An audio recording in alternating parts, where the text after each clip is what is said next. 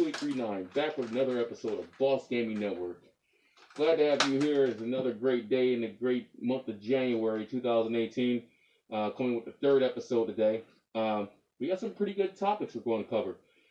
Some of the games I'm covering are some games I've played, and a lot of games I have not played. But I will be doing the 5-game rating for BoSS. And those games I have played, and I will give you personal description of what I think about the game and the rating of that game as well. Okay, so to start out the day, we're going to talk about one game that I consider to be groundbreaking. It was one of the best games ever to release on console in 2011, I believe. And this game was phenomenal. Storyline. The creators the developers were called Bethesda, so everyone kind of knows where I'm going with this right now. A lot of folklore in this game, and as soon as I say the name, and everyone's going to be like, oh yeah, that's right. So the game is that I'm talking about Skyrim.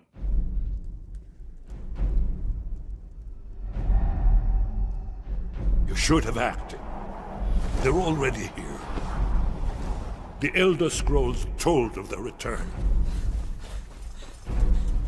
Their defeat was merely a delay.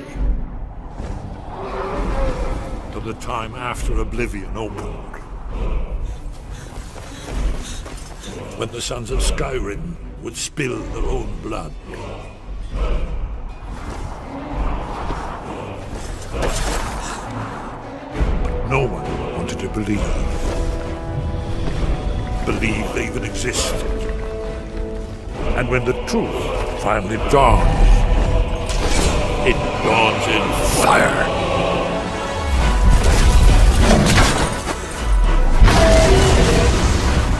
But there's one they fear. In their tongue, he's Dovahkiin, Dragonborn.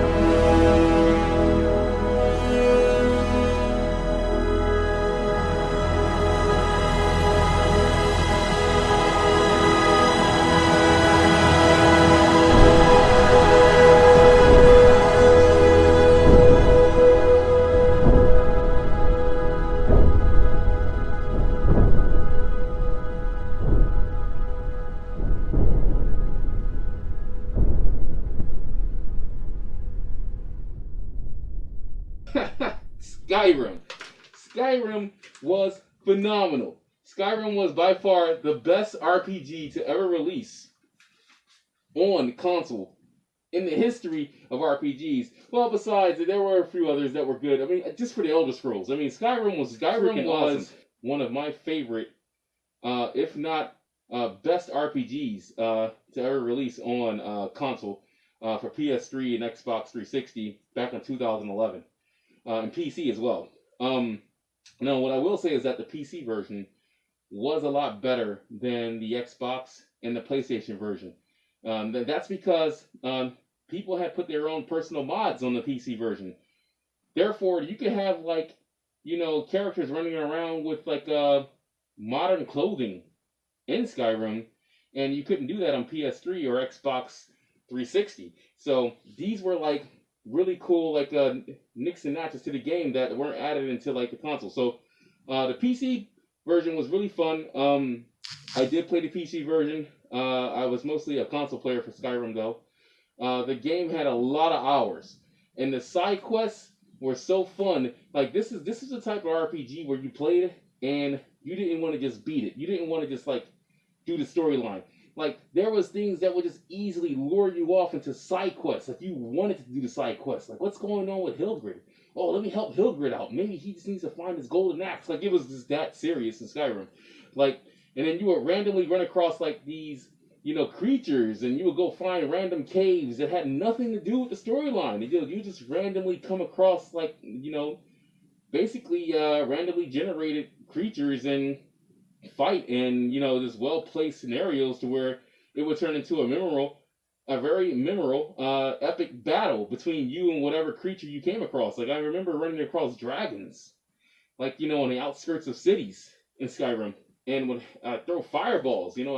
I wouldn't even be like that powerful because I always choose like warriors in Skyrim. I never really was like a mage until later. I learned that mages are the best thing you can choose in Skyrim because basically they're just OP and just Skyrim or just Elder Scrolls in general. Anyway. I played with warriors in the beginning, mostly fighter type characters, and I had basic spells like the fireball, that was it. And then we'll come across dragons in the beginning of the game and be on the outskirts of a city, let's say Whiterun or something like that, and be shooting fireballs at a dragon, and the dragon would just be toasting me. So I'm like, okay, well, I gotta get out of here. I'll try and run back to the city. The dragons will follow you. They will literally fly over you and do flybys and roar and shoot fire at you. And yeah, it's pretty intense. You eventually make it back to the city. The dragon will lay siege on the city. That's how awesome Skyrim was. You're inside of a house. You can run into anyone's house, take cover, and this dragon is just laying siege on the city. See, you can just look out the window. You can shift the camera and see this dragon just laying waste to the city. And the guards and everyone's fighting, they're shooting arrows, everyone's trying to destroy this dragon, and they can't do it. So eventually you have to either escape. The dragon may leave if you just take long enough. And it will destroy houses. It will set houses on fire. The town can be devastated by a dragon. It's pretty crazy. Skyrim was awesome, especially when it came to dragon battle.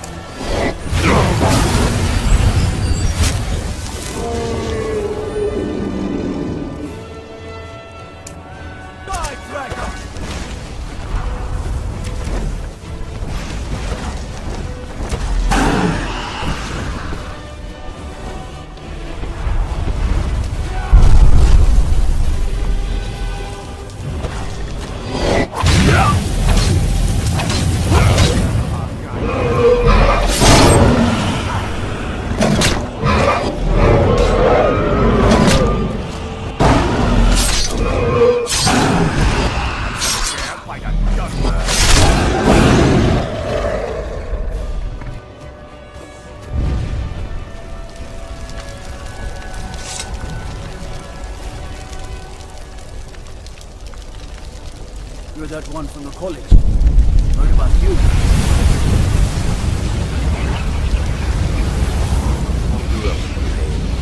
This land was my home for most of my life. For a gunner, that's quite a statement, I assure you.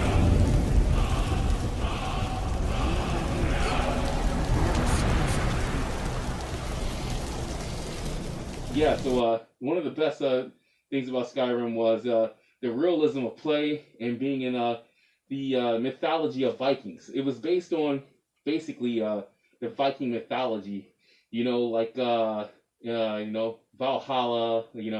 Everyone believed that if they died in battle, they would go to this place called Valhalla, where it was endless food and endless battle. You can have as much as you wanted. There was also a lot of paganism involved in the game. So you had a lot of creatures involved, a lot of different races you could play with. There was a Khajiit. They were cat people. They were pretty awesome. They had a really high amount of fall ability, so they wouldn't take as much damage if they fell from high places. You had a few other players as well too. There was a lot of different things in Skyrim that made it just really, really cool. A lot of different side quests, a lot of mini battles, a lot of storyline, a lot of just everything. Secret weapons, magical weapons. I mean, the game had at least, if you were to do everything, well over 100 hours of gameplay. So this is well over like what Xenoblade Chronicles 2 is offering. Like Xenoblade Chronicles 2 is offering 70 hours. I'm pretty sure you can get more out of it if you were to go and do all the side quests in that game too. But Skyrim just naturally was a long and inducive game. There was a DLC that dropped for the game as well too. They dropped, I believe, 3 DLCs. One was where you can actually build a home. You actually had to chop wood, you had to buy wood, and actually build like a mini mansion, like in the outskirts of like the forest. Like it was pretty awesome. You can like even like own children and like have like pets. You know, it had a basement, an attic. You know, you can build, and it was called the Hearth. I think it was called the Hearth or something like that.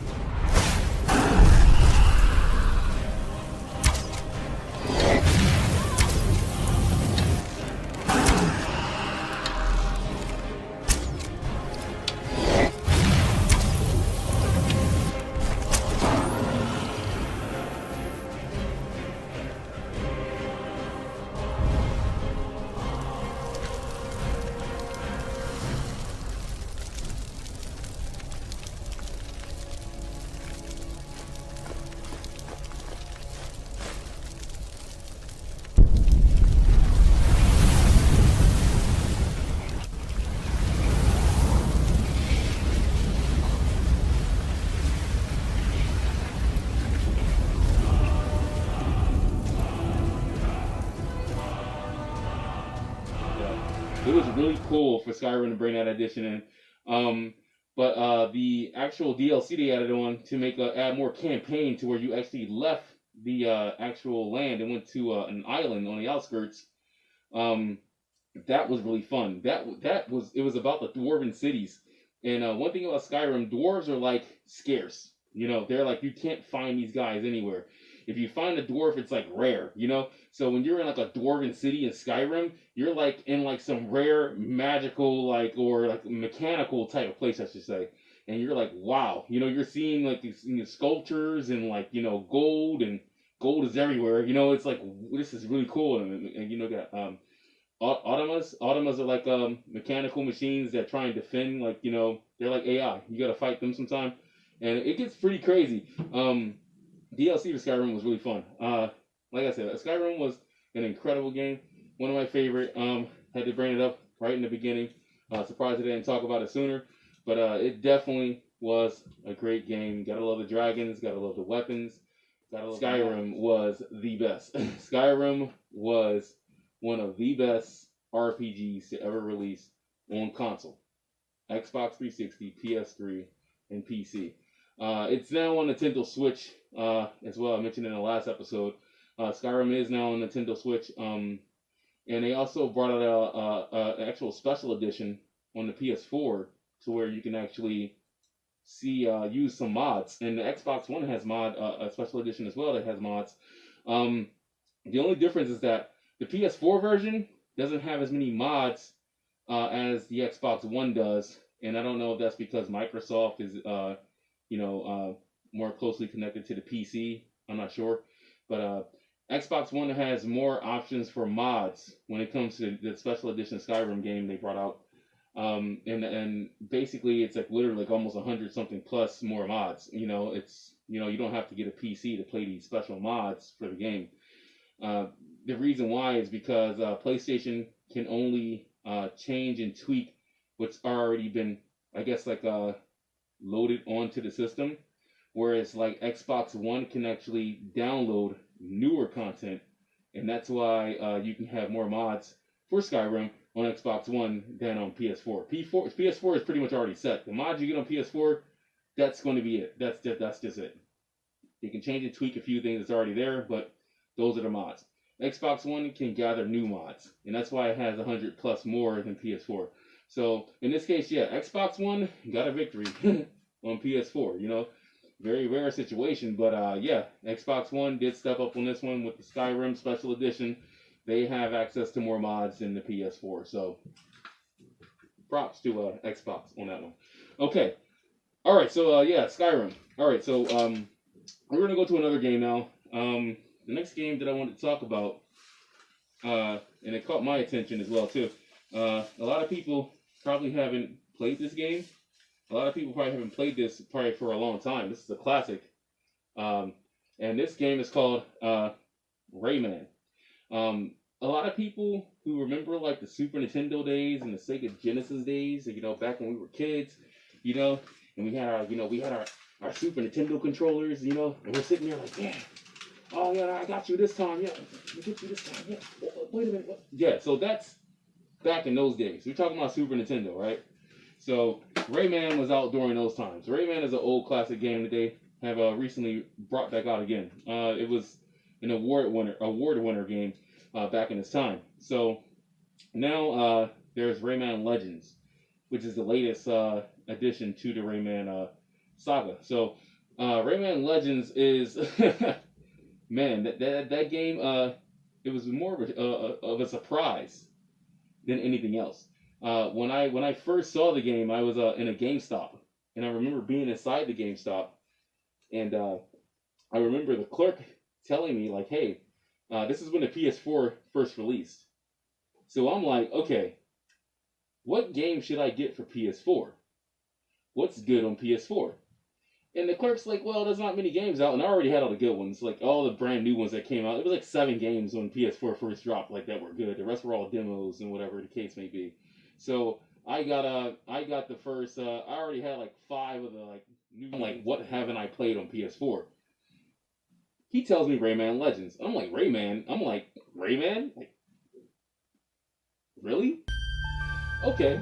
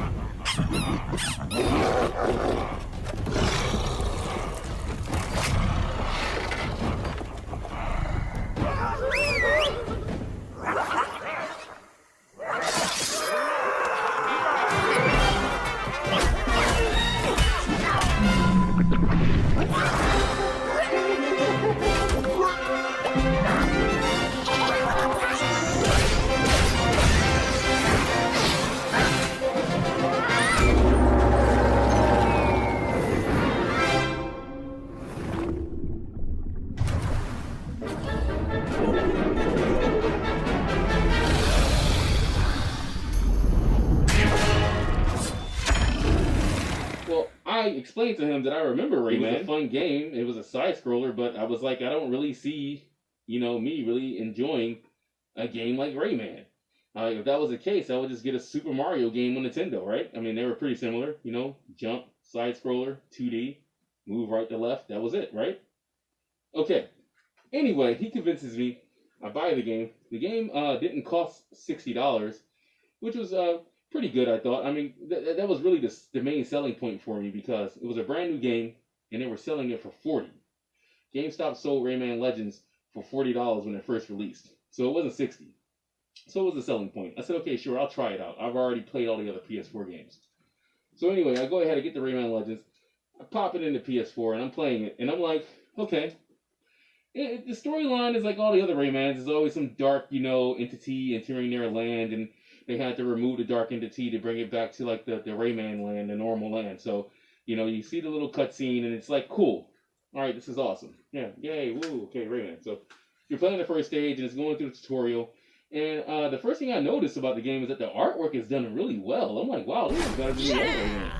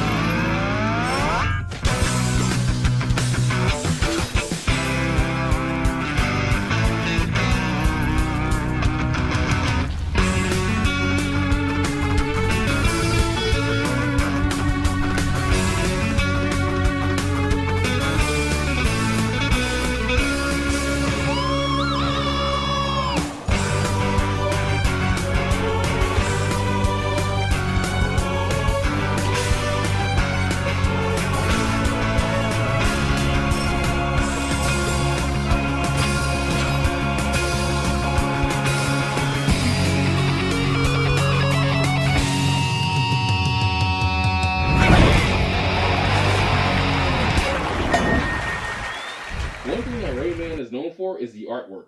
The artwork in the game is really stunning. It kind of catches your imagination. It's not like the type of artwork that you see like in a basic like game. Like the environment is really done like paint. It's almost like someone painted the actual environment. It's not done like normal like pencil artwork. It looks like it's painted, like maybe water paint or something like that. It looks really nice.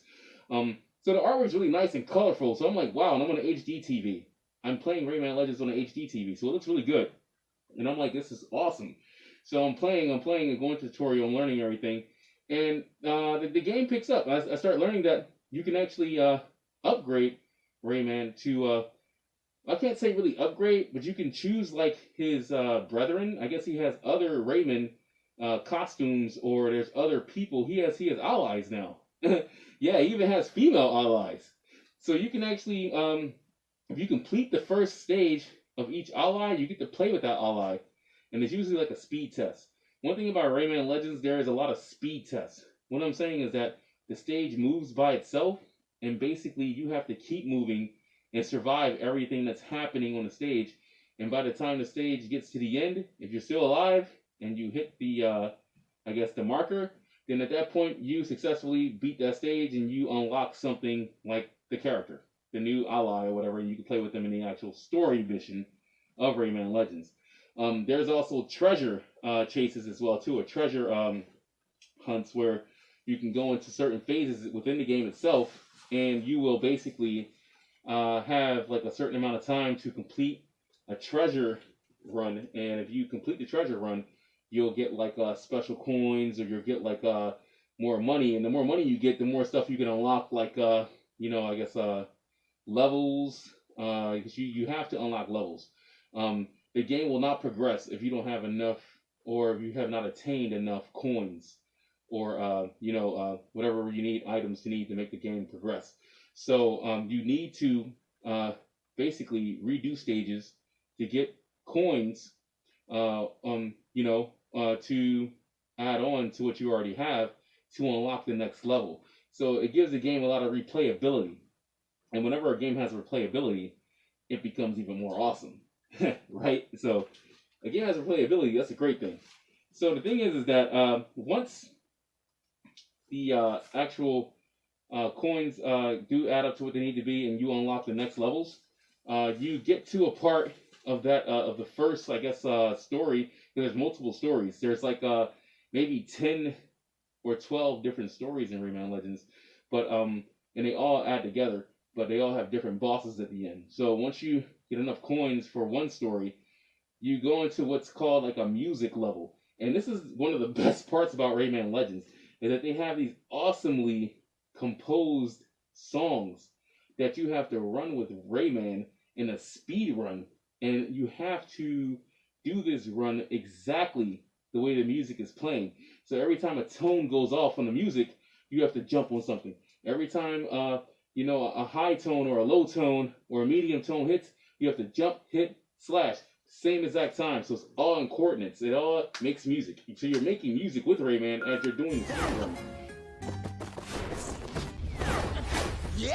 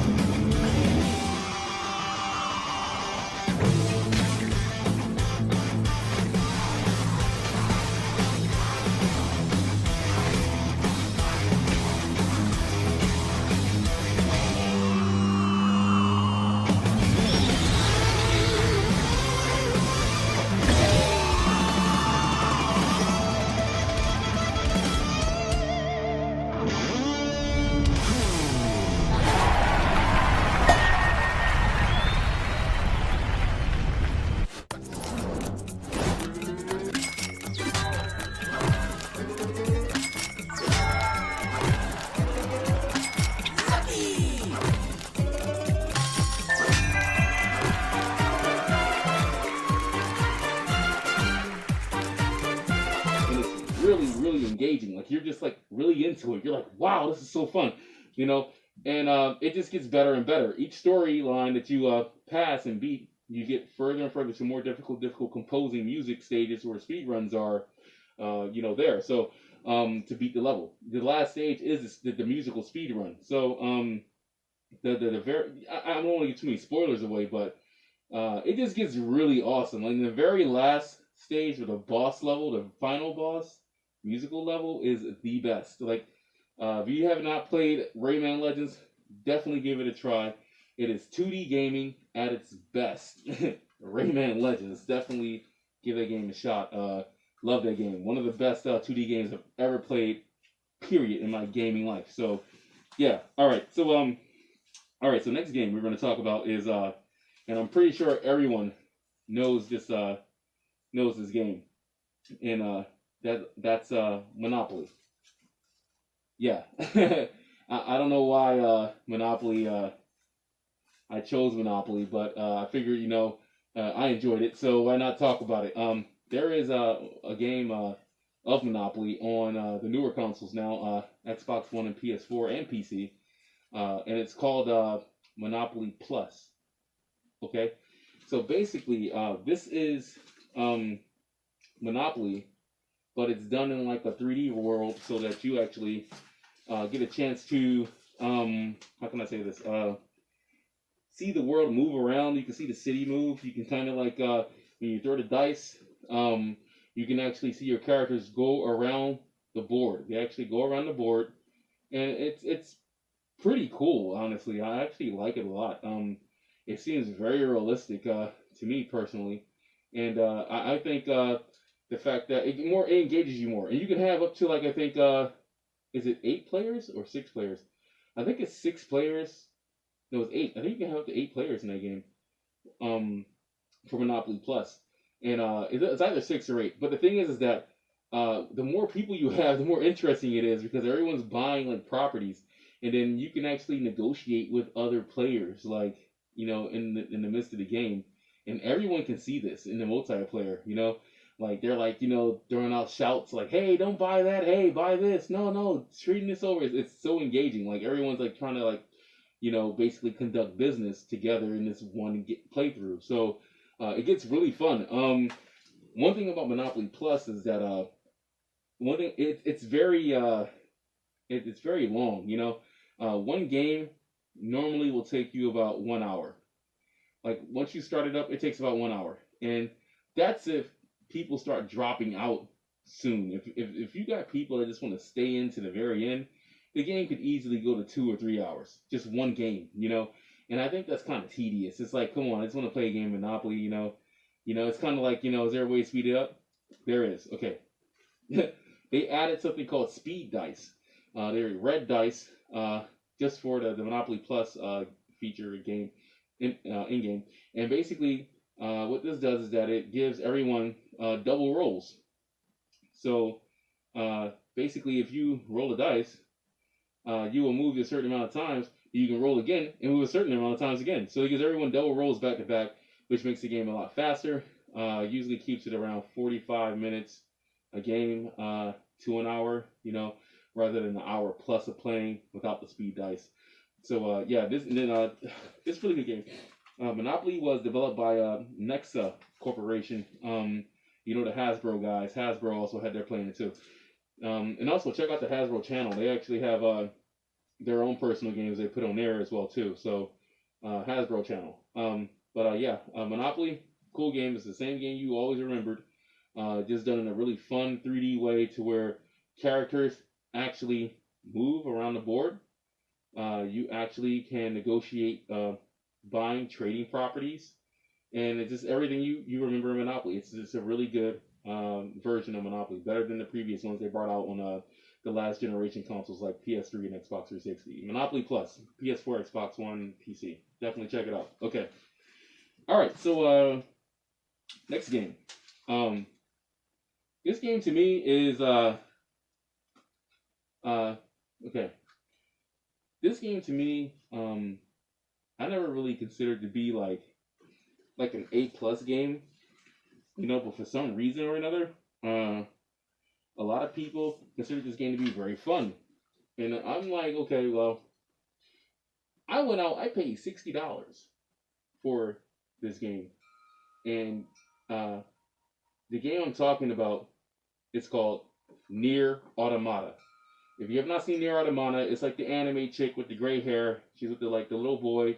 They're like half android, half human, and they're in this world to where androids have to like fight for their survival against like I guess the invading force of like the outer like, limits of the solar system or whatever. I don't know. They never really explained it, but really good game. I mean, the fighting system is really awesome. Okay, so Nier Automata was it was pretty good. There's an actual sequel to another Nier game that came out in the past on PS3, which was a bit different. It took place in a different timeline, I believe, whereas Nier Automata is more within the future. And the androids pretty much inhabit the Earth. There isn't really any humans left, and the moon as well too. The androids are on the moon as well too. And there's an outside source that they're considering like an alien threat. The androids consider the outside source an alien threat. They're coming from outer part of the solar system to basically attack Earth. So I don't know. The cutscenes were awesome. The graphics were really good. The best thing about Nier Automata was the battle system. The battle system was clean and flush. I mean, you only had to like press one button. I mean, to keep the attacks going. If you were like on the easier mode, the higher the difficulty you set in the game, you actually had to perform actual techniques with the controller. Like if you were playing like a Street Fighter game or something like that, forward, back, half circle, square, circle, then you can you have to perform moves that way in a harder difficulties. But if you wanted to just run through the game, you could set it for easy and just hold one button, and your character basically, or 2B, which was the girl's name, the AI you play with, she would basically fight on her own. Now, one thing about Nier Automata, the music was awesome. Okay, the music was like more like an orchestra type setting. It fit the environment. The environment was somewhat gloomy sometimes, but it was also somewhat shiny at times too. The music did fit the environment. It was great music. If you had a surround sound system, that'd probably be the first thing you would notice about Nier Automata was the sound. The sound was incredible. So, music was great.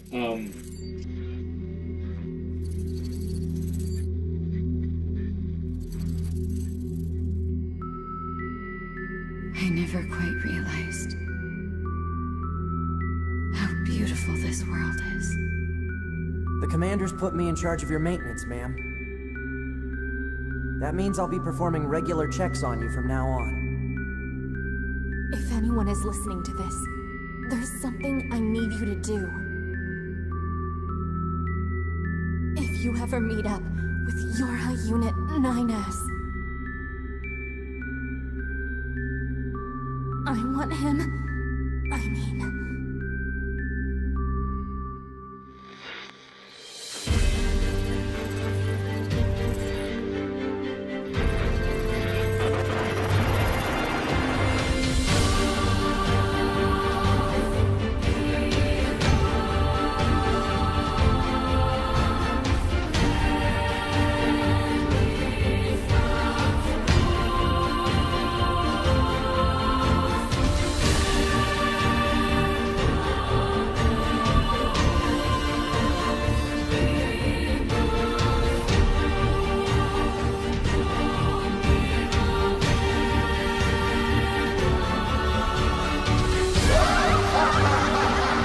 Perhaps we're not so different after all. Pod 153, I order you to halt all logical thought and speech. They're not A2! I can handle this! Androids were designed to protect their human masters. Even if it's pointless, you still have to do it! You two are the last remaining members of Yorha. That's not the operator. It's... Another thing was the art. The art was anime type stylistic 3D art.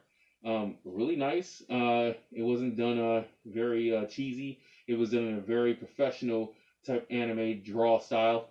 I liked it a lot. Now, the main thing about Nier Automata that I didn't like was the fact that it forced you to attain multiple endings in the game. Now, when I played Nier Automata, it was like this. Okay, you know, you're playing the game, you know, and okay, so you're playing Nier Automata. Okay, you're going. All right. Oh, what's this over here? Oh, it looks like maybe a secret door or something like that. Let's go head over there. You go head to the secret door, and what will happen is that it will trigger an ending. And you're like, what? You're like, I wasn't even done with the game. Like, I barely even upgraded my weapons. I barely even, like, found out what the story was about. And basically, that's how the game was set. The game had multiple endings. And for you to understand the complete story of Nier Automata, you had to beat the game multiple times. I believe you had to beat it at least 5 times to actually get an understanding of what the game was about, what the storyline was about, and everything about it. So, the game itself was it just like, you know, I got 2 endings, and then it was like I started seeing where the story went, and it's kind of like, well, you gotta basically you play one portion of the story, and you get the first ending. Then you play the next story from another character's perspective, you know, and then you would play the story from another person's perspective, and basically, once you get all the perspectives played through in Nier Automata, you would figure out what the game was actually about, what was going on, and what happened. And it's just kind of like, man, this is too much for me. You know, I'd rather just have a game. There's only one game that did that really well, and that was Chrono Trigger. Chrono Trigger had like, I think 8 or 9 different endings. Like you could easily beat this game within like 20 hours, or you could beat it within like 60 hours. Like Chrono Trigger was a really good game. This is back in like Super Nintendo days. This game has to be at least like 20 years old. Like, and it did the best when it came to multiple endings. Like to this date, I don't know any game that had multiple endings like how Chrono Trigger did, and how well it played it off and scaled off the endings. It was just so great how they did it. But Nier Automata copies that, and it's for the PS4 and Xbox One. And what I can say is that, yeah, it's kind of like, the story, first off, it picks up too slow in Nier Automata, and you have to go, and you can accidentally trigger an ending by accident, like with me. You know, like I saw a cave, and I'm like, oh, let me go over into that cave. And I go over into the cave with 2B, and the next thing you know, it's like, oh, that was an ending. So now I have to start the game from a different perspective now. And it's like I barely ranked up, I barely got any, you know, chest, or I didn't get any, you know, upgrades for my weapons. It's kind of like, you know, the game didn't give you a really good tutorial on how the endings work, which kind of like downplayed it for me. But it is a good game. The music and art are very good. The storyline is, well, 5 endings, so you're not going to get it right away. Yeah, Nier Automata. Definitely try it out. You know, you might like it. I don't know. If you like open world, it's an open world sandbox. You know, it's basically set like how Grand Theft Auto would be or something like that. Like it's just like a big sandbox. You know, it's like a city or a world. You know, and you basically go to different parts of that and just complete quests and, you know, eventually make your way toward one of the endings and eventually move on to the next perspective or person's view of what happened during the gameplay of the first character. So yeah, Nier Automata. All right, so all right, so the next game I want to talk about is this game is pretty funny to me. The reason why I think this game is funny is because of the fact that it's sort of like Mega Man. Anyone remember Mega Man from like back in like the Nintendo days, like the Mega Man? What about Mega Man X? Anyone remember Mega Man X? I mean, come on. Mega Man X. Come on, everyone remembers Mega Man. It was a good game back on like Nintendo. If you were an 80s baby, you remember Mega Man. Basically, they have a new game out now. They basically followed the footsteps of Mega Man. It looks almost exactly like Mega Man, but I don't even think half as good. But it's called Mighty Number 9. And I kind of followed Mighty Number 9 for a while because I was thinking like, man, we got a new Mega Man game. This is cool. I actually mistook it for Mega Man when I first saw it. I was like, wow, we got a new Mega Man game. Then I saw Mighty Number 9. I'm like, what is Mighty Number 9? What? Like, did Mega Man change his name? When did Mega Man change his name? No, Mega Man didn't change his name. The game is actually called Mighty Number 9. It's not Mega Man, but it does follow in the footsteps of his predecessor, which is Mega Man. Basically, it's the same. You get the dash, you get the power blast with the beam, you get the swords, you get everything. It's basically Mega Man, okay? It's a Mega Man remake. Mega Man wannabe, if you want to say that. Anyway,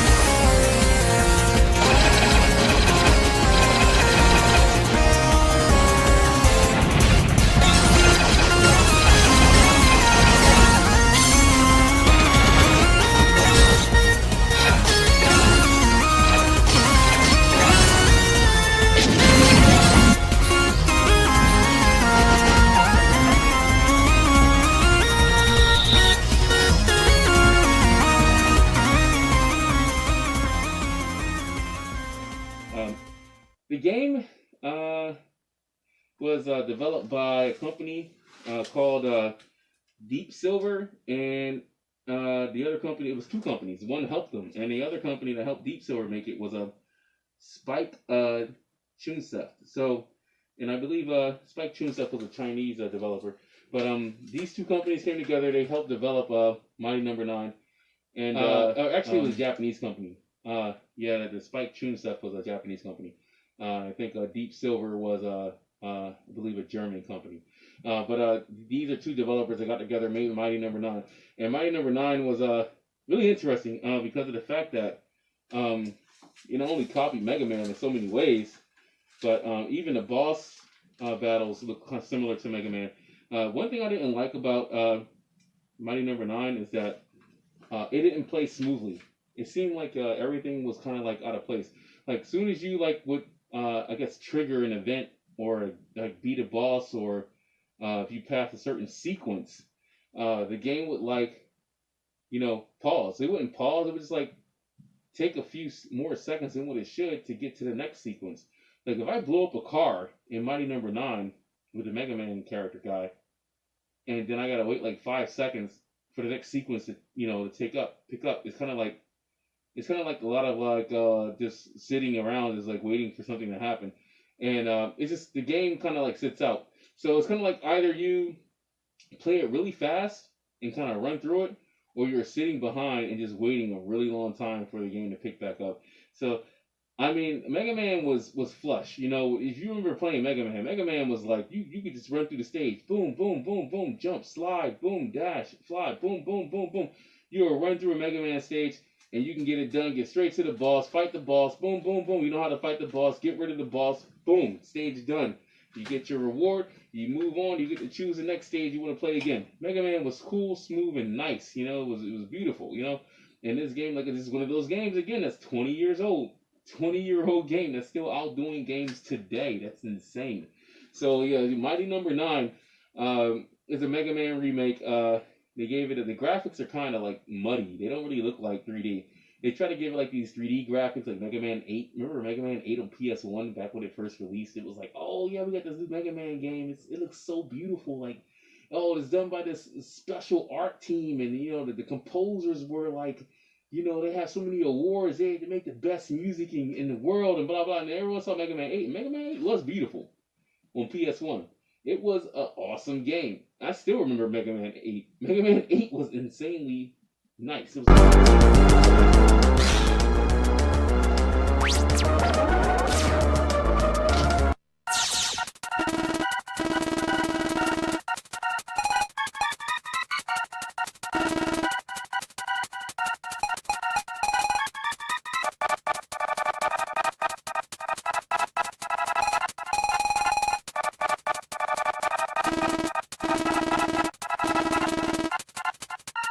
Come on, Treble!